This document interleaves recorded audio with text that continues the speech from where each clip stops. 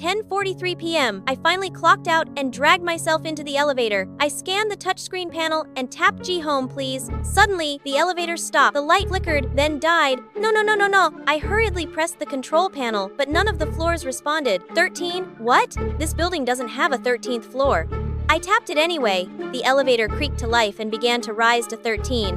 When the doors opened, I was face to face with the most luxurious space I'd ever seen. Hands up, don't move. Who are you? Why are you breaking into my place? I'm Ellie. I work here. I swear. The elevator glitched. I'm not trying to rob you. I didn't even know this place existed. He didn't budge, just stared like I spoke alien. Then everything spun. My stomach let out a loud, desperate growl. Oh yeah, I hadn't eaten all day. Next thing I knew, I blacked out. I woke up to a delicious smell of garlic and butter. The guy was cooking in his golden lit kitchen. Ah, you're up. Eat this, then leave. I stared at the food like it was glowing. One bite and literal tears were welling up my eyes. It was warm and rich, with hints of toasted garlic and herbs I couldn't name. This is the best thing I've ever eaten in my entire life. Really? No one's ever tried my cooking before. What? You could open a restaurant with this? Got more? Yeah, of course. Next thing I knew, the plates were stacked like Jenga. My belly was a balloon, and... so sleepy. Wait, no, don't sleep here. Too late, my dude. The next morning, my alarm screamed me back to life. I groggily looked around. I was back at the office. Was it just a dream? Before I could process, people started filling in their cubicles. Ellie, is yesterday's task done? You sent it at 10:30 de l'après-midi. How could I possibly? Not my problem. You'd better stay late today and finish it. Excuses. That's Miranda. The kind of boss who sits pretty while I, the intern, do literally everything. Reports, budgets, even booking her waxing appointments. Yes, really? There were so many moments I've dreamed of screaming at her. This is unfair. I deserve better, you lazy witch. But I never did, because I'm just an intern, a nobody, and nobodies don't start fights they can't win. That entire day, I couldn't focus. My brain was stuck on that bite of heaven. So naturally, every break, I'd rush back to the elevator to check. I tapped, swiped, even triggered the security alarm. No floor 13. At the end of the day, I dragged myself to the park to clear my fried brain, only to feel something soft brush my legs. A cat with a collar? Lost, maybe? I wandered around looking for the owner when I spotted a tree radiating bad vibes. And behind it, no freaking way, the guy from floor 13. So it wasn't a dream. I nearly launched myself at him, only for him to jump back like I was armed and dangerous. That's my cat. Put him down. Oh, I'm the one who found it. Aren't you going to thank me? Like, maybe by being my personal chef? He froze, stunned by my words. I laid it on thick with honey praise until his face practically steamed. Fine, I'll cook, but you're doing the grocery shopping. Done. Easy. Let's go. It took forever for him to tell me his name. Cass? And the kicker? He owned the entire building. Not kidding. He was so antisocial, he literally erased his penthouse on floor 13 from the blueprints. No one could access it. Well, except me. I got a special card that took me right to his place for the meal. And honestly, his food changed me. I stopped skipping meals, had more energy, even stopped yelling at Excel. So I was thinking of a way to return his favor. Then one day, while snooping his vinyl shelf, I nearly screamed. The guy had every Billie Eilish album ever. I told him all about the time I saw her live. The lights, the beat in my chest, the crowd shouting every lyric. He just stared at me like I'd seen heaven. I've always wanted to go, but crowds just freak me out. I could see that. Still, I wanted him to live a little, so I suggested he start with something small, like going grocery shopping together. Yep, real-world stuff. Cass looked like a feral cat in PetSmart. Jumpy, suspicious, flinching at every announcement, but he powered through. Hey there, yes, price, yes, bag me food. The cashier blinked, then slowly handed him the receipt, like he was an alien learning to buy groceries for the first time. But hey, for effort! Next was delivering lunch to me on floor 12. I picked the quietest times, made sure the least people were around, but there was one time when he bumped into Miranda and her office gossip squad. They circled him like sharks, prying, sneering, thinking he was an intruder. I held back. He needed to face this himself. I came to give Ellie her lunch. The whole hallway froze. Cass looked ready to sink through the floor, but he held his ground and walked straight up to me. My gosh, I was so proud of him. Another day, I had to cancel lunch with him because Miranda and I had a big client meeting. 30 minutes past the start time. Still no Miranda. She claimed she was stuck in traffic. Meanwhile, the clients were losing patience, slamming the table, ready to walk. I tried to stay calm and did the unthinkable. I started the meeting without her. Me, the intern, running a multi-$100,000 pitch. I answered questions, presented the deck, and I rushed it. By the time Miranda strolled in, the deal was basically signed and the thanks went straight to me. I floated out of that room and decided to treat myself at my favorite little diner. But then the owner, old Mr. Han, brought out my food with a look that screamed bad news. It seemed like business had been slow and he'd have to close by week's end. Suddenly, my mood plummeted. I tried to savor every last bite when I felt this weird presence. Cass, face pressed to the window, glaring like I'd just cheated on him with someone else's food. I waved him inside, explained how special this diner was, and introduced him to Mr. Han. Oh, is this your friend? Cass tensed, but Mr. Han simply offered his hand. You don't have to talk. I get it. You're not into strangers, huh? Cass blinked, then shook his hand, a small gesture, but huge for Cass. A few days later, I got a text from him. New drop-off spot behind the diner near your office. Weird. I headed down, totally confused. Then I spotted the old diner fully packed, like lines out the door, people fighting over seats, packed. Then I spotted Cass peeking from the back door, apron on, holding my lunch with a proud little smile. Surprise, I bought the place. What? Turns out he'd been secretly helping Mr. Han for weeks, fixed the menu, upgraded the kitchen, even added a new takeout window. People loved it. And now he was the head chef. This was huge. Cass, the guy who used to flinch when the elevator dinged, now ran a restaurant. I was so proud of him.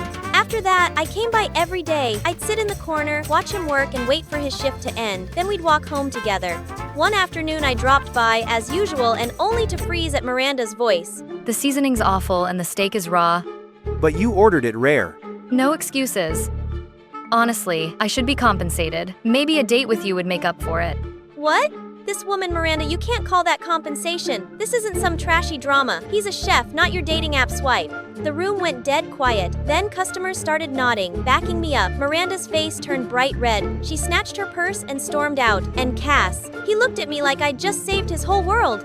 The next morning, Miranda called me into her office. I braced for the axe, but instead, You're doing tomorrow's client pitch. Biggest of the quarter. Don't mess it up. I couldn't believe it. This was my shot. I spent all night perfecting the slides, graphs, market analysis, everything color-coded. I was ready when I stepped into the boardroom the next day and pulled up my presentation with full confidence. It was a mess. My stomach dropped as Miranda sat quietly at the back. Then something snapped inside me. I started speaking from memory. I explained everything, from strategy to projections. I owned it. When I finished, the room went silent. Apparently, some of the execs weren't impressed. They wanted professional polish. I tried to explain what happened, but Miranda cut in. We're all responsible for our work. Some people just aren't ready for real pressure.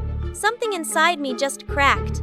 You planned this, didn't you? You've been writing my work for months, treating me like I'm disappointed, disposable, like your success is magic. I've had enough. I quit. Good luck without me, you lazy witch. Just like that, I packed my things and walked out. But the moment I hit the street, I broke down. All my effort wasted. My feet brought me to the only place that felt safe. The restaurant. Cass spotted me before I said a word, just brought out my favorite dish. We sat in silence until I finally spilled everything. The sabotage, the humiliation, the fear of what came next. You know, I used to be terrified of everything, and you pulled me out of my bubble, made me live again. So now it's my turn. I'll be your courage. You're not alone. His words were the most comforting thing I'd ever heard. As I was still wiping away tears, a familiar voice cut through. I was hoping to see you. Oh my God, it was one of the client reps from the meeting. I was at the pitch too, and I overheard what happened. But I also saw how you handled it. No slides, no backup, just you. You held your ground. That takes guts. Thank you. So, would you like to come work for us? What? Senior associate, full-time benefits, real leadership that doesn't throw you under the bus. Cass nudged me, nodding, and suddenly it all clicked. My story wasn't ending, it was just beginning. Senior associate, huh? Think you still have time for a Billie Eilish concert? Are you serious? Will you be okay though? Of course. I got you by my side.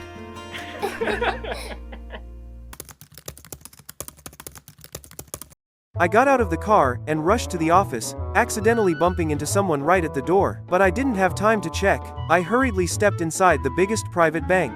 The entire lobby greeted me in unison. Morning, Mr. Blackwell.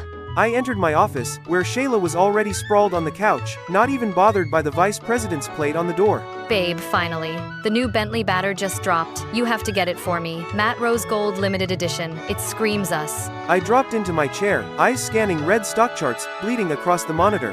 Can we do this later? The stop tanked overnight. Ugh, you're always busy. Just say no if you don't care. Before I could respond, she was gone, slamming the door louder than needed. Hours later, when the numbers finally settled, I leaned back, breathing a sigh of relief. Yet the silence in the room felt staged, like it was waiting for applause that never came. I'm Jeffrey Blackwell, the only son of Richard Blackwell, chairman of the biggest private bank on the West Coast. Everyone says I was born for this. I speak little, act fast, and never make a mistake. But in moments like these, I wonder, was I really meant for this? Or am I just a version of my father? Would anyone see me without the money and the title? I brought out my concerns to my father in his study room. He didn't look out, just kept reading, calm as ever. You know, I didn't build this bag from behind a mahogany desk. I was a clerk once. Walked 10 blocks each morning in shoes that didn't fit. Take your time, son. Find your own reasons to return, not just mine. That was all I needed to hear. I traded glass walls for a tiny room on a quiet street. A fresh start. I heard the hotel down the block was hiring a front desk assistant, so I went for it. The manager's name was Nico. He was around my age, but wore his authority like a tired joke. Ever clean vomit off of the hallway carpet at 3 a.m., Mr. Blackwell? No. But I'm a fast learner. Sure. Try the garage next door. Real-world stuff. Actually, not the worst idea. So I walked straight to the garage, asking for work. And just like that, I was scrubbing oil, hauling tires, and learning how exhaust smells after hours of work. I didn't mind. It was honest work. Between shifts, I'd stop by the hotel for refreshment. That's when I noticed this cleaning girl. She looked awfully familiar, but every time I almost placed her, she disappeared into the service door. A week had passed, and fixing high-end cars was easy once you've owned half of them. I'd fixed a McLaren sensor, recalibrated a Bentley suspension, and replaced a Porsche's gearbox all before lunch. Word spread and more luxury car owners started rolling in. The place was buzzing. Even Manny, the garage owner, started watching me differently. It felt good to be recognized for the work, not the name. Just then, a matte rose gold Bentley Batour slid into the curb like it owned the street. What? Sheila. My girlfriend? She took his hand like it had always belonged to her, like I never existed. Babe, I cannot stand these filthy places. Take me to a Michelin 3-star now. I need my reward immediately. And then they vanished down the block, leaving me behind with a heart crushed by that very car. I quietly walked out the back alley. My hand was already gripping my phone. I let out a breath, then delete her out of my life. The alley was quiet for a moment until I heard the rattle of a dumpster lid. It was the cleaning girl, but so was that Nico guy. He was standing too close to her. You know, I might have something more comfortable than this. Comfortable, huh? Mind saving me a slot? Could use extra shifts. Nico stiffened, straightened up, and disappeared. Emily glanced over, her expression guarded but still thanked me. I'm Emily, by the way. I work the night shift at the convenience store down the street. They're short-staffed this week. Just thought I'd mention it. Oh yeah, that sounds fair. She walked back into the hotel with a smile, and suddenly the alley didn't feel so cold. Emily looked genuinely surprised when I showed up for the night shift. I showed up because, well, free bread's hard to resist. After a long, tiring shift, we sat together eating bread at the convenience store. This is nice. I never really have anyone to share things with. It's always just me. That's tough.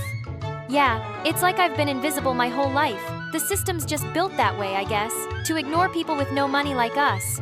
Hey, if this is about Nico... It's not just him. All rich people are the same. One time I got shoved on the street by some guy rushing out of a fancy car. I fell and he didn't even stop. Wait, was that the morning I rushed to the bank? The person I bumped into was Emily. Ah, I'm sorry. Some people just don't see what matters until much. At least you're not one of them. The next afternoon, while I was in between shifts, I spotted Nico slipping an envelope into his bag from a shady-looking guy. His eyes darted around. Something didn't sit right. Back at the convenience store, I brought it up with Emily. Her expression tightened. He's been taking guests without logging them for a while now. Pocketing the money. I'm sure of it. Ah, that jerk. I wasn't letting him get away with it. The next afternoon, I waited near the back entrance. Sure enough, Nico was at it again. You planning to report that to the books or pocket the difference again? Stay out of it, garage boy, or your little girlfriend will have it. He shoved past me, disappearing into the shadows. My blood boiled. That was it. I had to act fast before he dragged Emily into this message. I made a few calls using my title as vice president of the bank. and by the next morning, I was sitting across from the chairman of the hotel group. I simply showed the footage and laid out the truth. Nico was fired on the spot. As I left the lobby, I collided with Emily, who was struggling with a pile of towels. I caught them just before they tumbled, instinctively hiding my face behind the pile.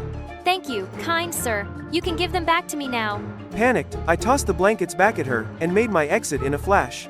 Luckily, I slipped into the garage just in time to catch my breath. Suddenly, a hand crept up from behind. Yah! Manny? Ha ha ha. Relax, man. What's with the suit? Busted. I had no choice but to tell him everything. Manny wasn't surprised. He just grinned like he already knew all along. Well, Jeff, here's the thing. No matter where you started or where you're from, you get things done. Whether it's fixing up rolls or blending in as a regular guy, you're good at it. Keep it up, and you'll go far. I paused, grateful for the unexpected compliment. Later, just as I stepped in the convenience store, I froze. The place was a wreck. Emily stood in the middle, holding a crumpled piece of paper in her hand. Jeff, it was Nico. He wanted to teach you a lesson. It hit me like a punch to the gut. My hands clenched into fists. I won't let him get away with this, I swear. The next day, I returned to the city with a new purpose. I called in a few favors, and soon enough I had people searching high and low for Nico. By late afternoon, I had a location, a rundown building on the outskirts of town. I walked in. Nico stood at the far end, still wearing that smug grin. Well, if it isn't the garage boy. Did you come here to beg for mercy? His words faltered when he saw who was with me. My men, people who knew everything about him. You've made a lot of mistakes, Nico. Especially with him. The heir to the biggest bank on the West Coast. Nico's face drained of color. He knew it was too. Listen closely, Nico. You will never set foot in this city, never work in another hotel, never hold any position of power again, and if you even think about coming back, you'll regret it. Nico fell to his knees, trembling, as I turned and walked away. The price had been paid. Justice had been served. It was time to face my true identity. I went to the garage to resign. Manny seemed genuinely disappointed, but wished me well. You've got a bright future ahead, Jeff, no matter where you go. As I was about to leave, Emily appeared. She hesitated when she saw how I was dressed. I took a deep breath and explained everything. I never wanted you to think of me as just another rich guy, Emily. But the truth is, I was the one who bumped into you that day. I was so caught up in my own world that I didn't even notice you. I'm sorry for that, but despite everything, my background, my title, I want you to know that I see you, and I care about you. Jeff, I won't lie. I'm drawn to you too. Not because of the money, but because you've treated me like a real person, not just a charity case. That's what matters to me. With those words, everything was clear. We understood each other. In a world that tried to keep us apart, I was finally back where I belonged. My father had stepped down and the board made it official. I was now the chairman of Blackwell Bank, pushing myself harder than ever, carrying Manny's words with me. And the best part? After each exhausting day, I got to head to the same old convenience store and pick up Emily. You know, you can quit the job if you want. I'm more than capable of taking care of you. I'm not quitting. I need to do this on my own. I made a commitment to the store to make up for the damage caused by Nico. Fair enough, but just so you know, you'll be making up to me. I bought the store. You didn't. I did. No escaping those night shifts now. We both laughed as we walked hand in hand, enjoying the cool night air. Hi, I'm Grace from London. Please like and subscribe. When I was little, my mom worked for this rich woman who was the third cousin of the daughter of the king. The rich woman had a fabulous life. She and her daughter Gigi, who was my age, lived in a beautiful mansion. They went to the spa every week and on vacation every weekend. But the only thing was that the paparazzi never left them alone. They camped in front of the house and hid in the trees to get a glimpse of Gigi and her mom. Gigi and I looked alike, so I'd often pose as her decoy. I'd walk out the front door in her fancy clothes and smile for the paparazzi, while Gigi snuck out the back into a tinted SUV and speed off. Life was great until Gigi and her mom moved back to their family and mom lost her job. We moved into a tiny house and mom had to work 2 jobs just to afford the rent. I hated being poor. It caused my mom to get off work really late, so I decided I had to be rich one day. I worked harder than ever in school so I could get a good job and make a ton of money. Then one day I was called into the principal's office and she gave me the best news ever. Congratulations, Grace. You've been awarded a scholarship to one of the most prestigious private schools in the city. I was over the moon, but there was one big problem. My new school was filled with rich kids. There was no way I was going to fit in. That night I had nightmares about them laughing at me and chasing me through the halls. The next morning, I woke up and prayed that I could win $1 million. And then the craziest thing happened. I talked with your Aunt Maddie. She lives near your new school. You'll be staying with her so I can save some money. I jumped for joy. I just hit the jackpot. Aunt Maddie was a filthy rich lawyer. She was so generous that she'd recently adopted a daughter my age. That evening, Aunt Maddie's chauffeur picked me up in a limousine and drove me to her mansion. My adopted cousin Victoria greeted me at the door. She looked like a supermodel, aside from these huge glasses that were way too big for her face. Victoria took me to my room, and as I was unpacking, she kept staring at my clothes. Whoa, what happened? I've seen homeless people wear better clothes. I was so embarrassed I started crying like an idiot. They're all I have. I'm poor. Oh, don't worry about it, Grace. I've got your back. You can borrow some of my clothes. I've got plenty. Victoria led me to her room where she opened a walk-in closet twice the size of my mom's house. When we got to school, I strutted like a superstar down the hallway, and all the kids couldn't stop staring at me. In class, the teacher asked us all to introduce ourselves and share something interesting about our families. All the other kids came from wealthy families that owned huge business empires. Some even had parents who were famous celebrities. When the teacher asked me to introduce myself, I walked to the front of the class. I felt really nervous. I couldn't tell them about my poor single mom who worked as a janitor at a beauty salon and waited tables at a 2-star restaurant. Then suddenly, something strange came over me and the most unexpected words just the hell out of my mouth. Hi everyone, I'm Grace and I'm an heiress to the throne. Everyone in class stared at me like I was a unicorn. I took out my phone and flashed one of my photos from a magazine and the kids went wild. Victoria appeared out of nowhere and pulled me to the side. Have you lost your mind? You're just told everyone a big fat lie. My mind is right where it's supposed to be, if you must know. Plus, it's not really a lie. You are Gigi Stand-in. My mom told me all about it. You're stealing her identity. I'm just borrowing it. She won't even notice. Victoria walked away that a bunch of popular kids ran over to me. My plan was working like a charm. Are you really in line for the throne?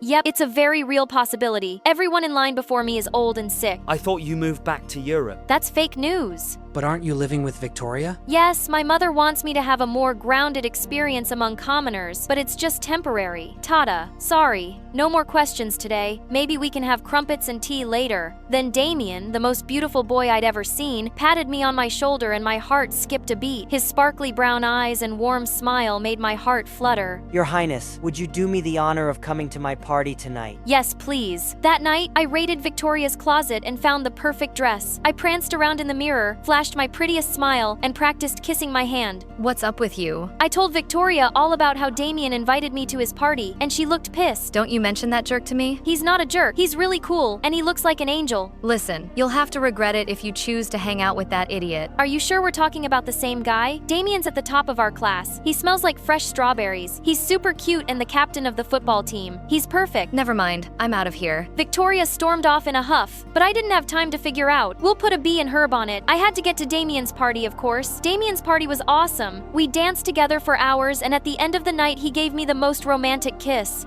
You're amazing, Grace. I know people tell me that all the time. I've never met a girl like you before. After that, Damien and I started dating and we became the hottest couple in school. My popularity was through the roof. Even Victoria stopped shaking a head at me every time we passed each other in the hallway. Life was great until things took a horrible turn. One day, one of the rich kids invited me to an exclusive restaurant. I was busy enjoying my caviar when I looked out the window and saw Victoria and Damien having a heated argument across the street. I was about to go out to snoop on them, but our waiter, Brian, this geeky kid from my math class, stepped into my path. Excuse me, you forgot to pay for your food? He gave me a bill of over $200. I was invited to this party. And we've been told everyone is paying their bills separately. So without thinking, I handed Brian my bank card. I'm sorry, but your card has been declined. That's impossible. I'm heir to $1 million fortune. We also accept cash. This is no way to treat royalty. I want to speak with your manager now. I dragged Brian to the side. I was so afraid he was going to call the cops on me that I decided to tell him the truth. Listen, there's no way I can pay all that money. Maybe we can work something out. You rich kids always try to take advantage of people. Please pay so I can do my job. Aren't you from some royal family anyway? I'm seriously not a rich kid. That was all a big lie. I just wanted to fit in. Suddenly, tears started streaming down my face. Oh geez, please don't cry. Listen, I know what it's like to want to fit in with the rich kids. I'll put it on my tab, but you have to pay me back this month. I was so relieved I felt like a huge weight had been lifted. I did. It was good to tell the truth, but then it hit me. If Brian exposed me, my fabulous life would be destroyed. Could you please keep my secret? Sure, but only if you agree to tutor me. I'm kind of struggling with calculus calculus, and I saw you got 100 on the test. I happily agreed. By the time I was done with this drama, Victoria and Damien were gone, and neither of them answered their phones. I called my driver to take me home. I waited in my room for hours but didn't hear a word from either of them. I was really curious about what they had been arguing about. About a few minutes after midnight, I woke up to hear a car pulling into the driveway. I looked out the window. It was Damien, and Victoria was in the passenger seat. I saw red. I raced down the stairs and ran straight into Victoria. Why are you sneaking around with Damien? We aren't sneaking around. I saw you two arguing at the party. It's complicated, and I'm really tired. Can we talk about it later? It's not complicated at all. You're a jealous witch and a boyfriend stealer, and don't try to deny it. You hate that I'm more popular than you and that Damien's in love with me. Victoria marched to her room and slammed her door in my face. Something fishy was going on between those two, and I was going to find out what. The next day, I asked Damien about Victoria. Don't worry about it, babe. She's my partner for a school project. We were only talking about that. You know, I only have eyes for you. After that, Damien got really busy with football practice, so I focused on school and tutoring Brian. To my surprise, I enjoyed hanging out with Brian. She was smart and funny, and we were both huge fans of classical music. One night, he played one of Mozart's concertos on the piano for me. That was beautiful. I didn't know you were so talented. I'm kind of a music prodigy. That's how I got a scholarship to our school. A couple of weeks later, Brian aced his calculus test. I'll be playing that piece you like and a new song I wrote for you. You wrote a song for me? Brian blushed. And so did I. It's a thank you for all you've done for me. I wouldn't miss your concert for the world. That night, just as I was getting ready to go to the concert with Brian, Damien showed up in a tuxedo. What are you doing here? You're funny. I told you I was picking you up. Oh God, I totally forgotten that Damien had invited me to be a state for his family's annual charity ball. Come on, we don't want to be late. Damien took my hand and rushed me to his car. When we arrived at the ball, Damien's parents were excited to meet me. They spent the whole night introducing me to all their fancy friends and bragged about how their son had landed the heiress to a throne.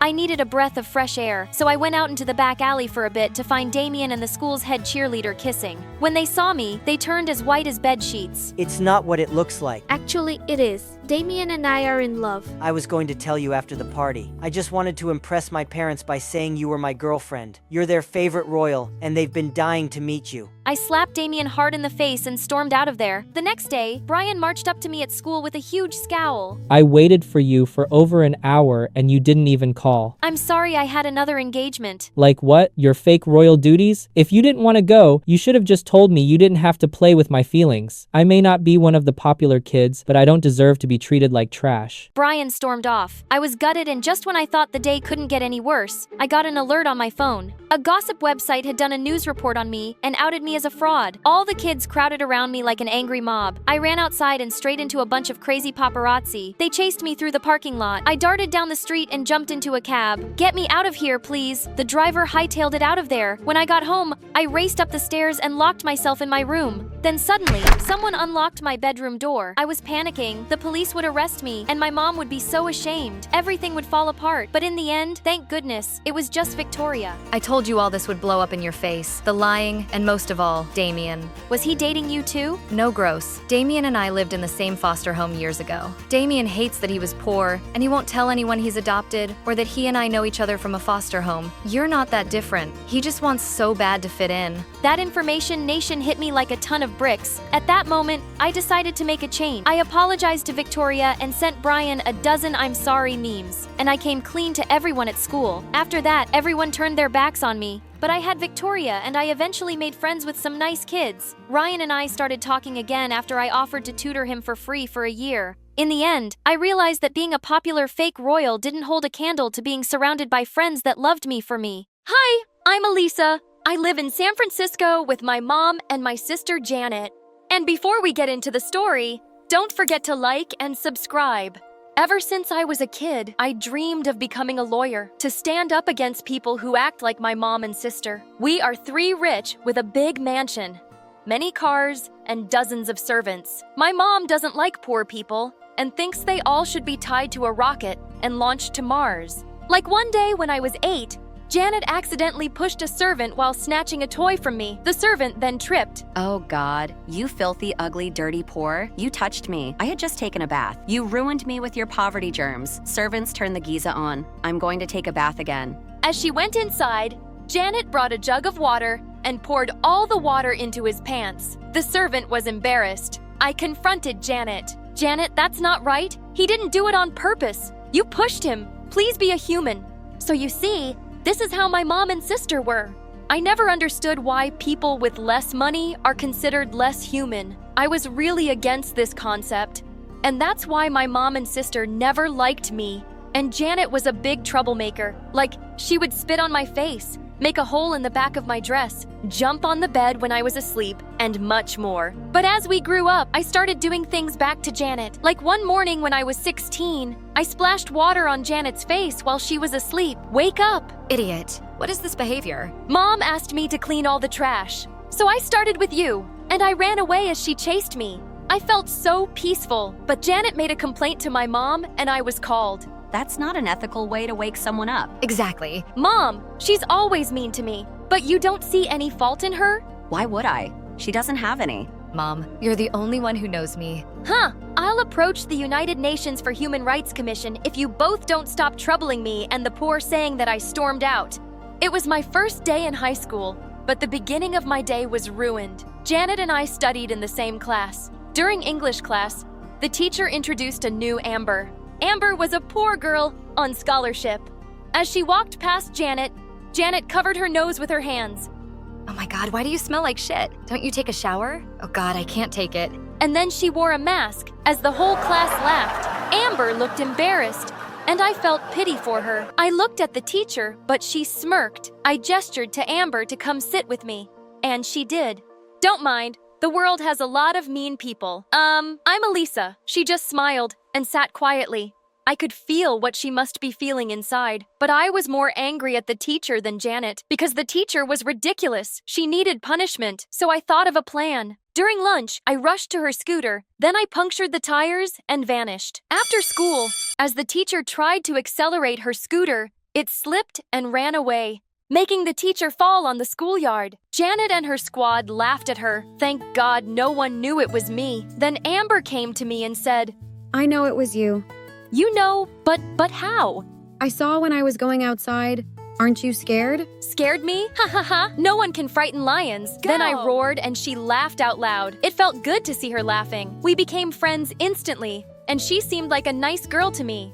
From the next day onwards, we started hanging out together. We went to malls, amusement parks, and picnics. I bought her dresses, shoes, and bags. Within a few weeks, she became my bestie. But I sensed that Janet didn't like it much. Because one day when I went home after school, Mom was angry with me for befriending Amber.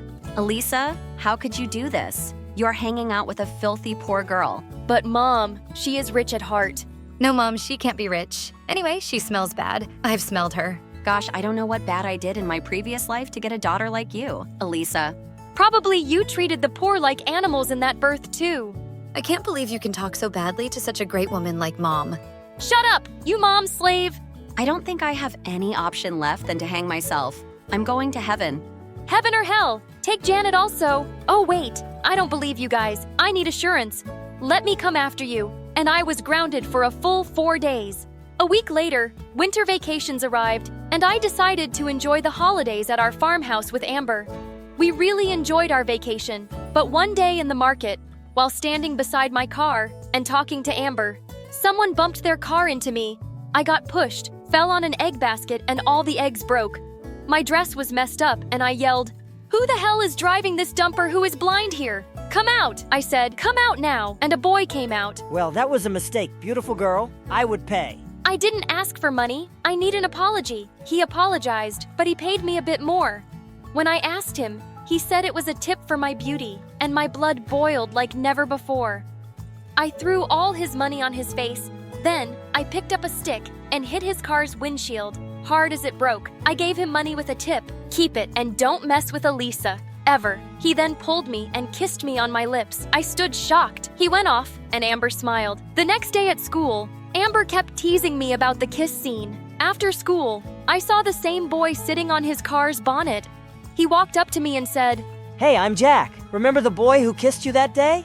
No, I don't need to. I wanted to say that I like you. Get lost! Oh, it's so noisy here. You said I like you too, and I heard get lost. I said get lost. Only then, he handed a cheat paper to Amber and went off. Amber smiled, but I didn't ask her what it was about. Suddenly, I noticed Janet peeking from behind a wall. Ugh, that weirdo always stalked me. I stuck my tongue out at her and went off.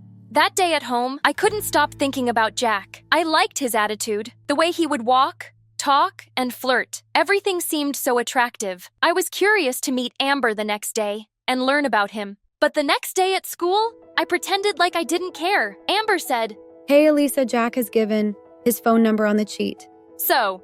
He has asked you to call him? My foot? Why would I? But he is a handsome guy. I don't think so. Thank God you denied it. I really like him. I'll call him now. Don't you dare! He is mine! And we both laughed. That day, before I could call him, he called me on my number. Lord. Amber gave him my number. Anyway, we started talking on the phone every day. He seemed like a nice and caring guy, but I somewhere knew this wasn't gonna go nicely, as I saw Janet would often sneak peek into my room. Soon, Jack was admitted to my class. Now, we would hang out together. Weeks passed and we came closer and closer. He would take me to beaches. We had a lot of fun, planned our future, and we even decided our kids' names.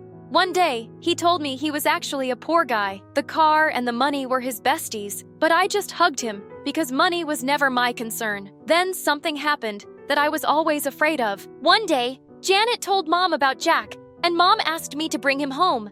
That was the first time I was scared a bit. Jack came home in his original identity. He wore poor clothes and a slipper with a hole in it. When Mom noticed it, she went bonkers on him. I think I know your breed. Poor beggars like you trap rich girls to make money, and you think I'll fall for it? Stop it, Mom! Ma'am, I love your daughter.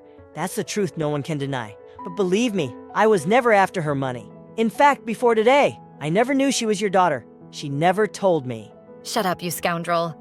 Watch your ethics, Janet. He is my boyfriend. Security, throw this poor boy out of my house right now, or I'll get infected with his poverty germs.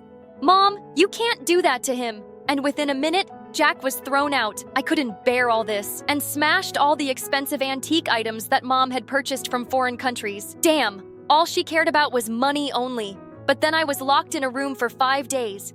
I cried my heart out. I wish Dad was alive. On the morning of the 6th day, I heard a whispering sound from the window. When I checked, I was shocked to see Amber. She climbed up that big pipe to reach my room. Elisa, I'm here to take you to school. Come, it's gonna be a special day for you.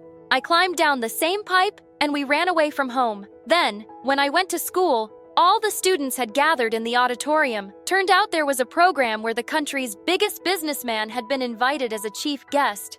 My mom was there on the stage too, and she looked shocked as she spotted me.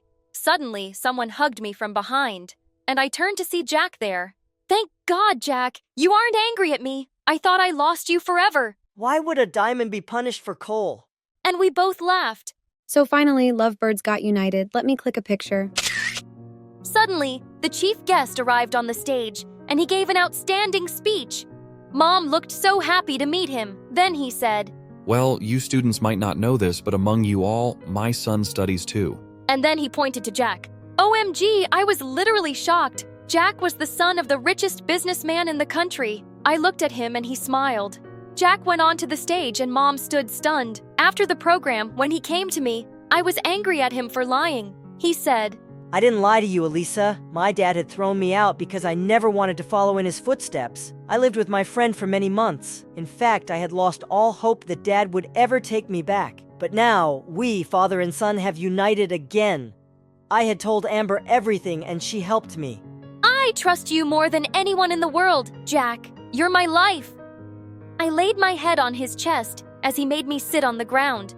I was feeling so relieved and peaceful. Jack, Amber and I had quite a good time that day. When I went home, I saw Mom crying. I didn't ask her and began walking to my room. But then she said, Janet has left. A letter for me. She fell in love with a janitor and ran away with him. Oh, those poverty germs. Well, that's karma, Mom. You really deserve it. I went to my room, packed all my stuff, and as I walked by Mom, she asked me, where was I going? Far from you, any place where you aren't visible to me, and I left. I shifted to Jack's home. That night, we both laid on the terrace, looking up at the stars. Have you really left your mom forever? No, only until she learns to treat others like she wants to be treated, and he held my hand tightly as we continued gazing at the stars. Before we finish, I just want to say that climbing the water pipe is really dangerous. Your safety should always come first.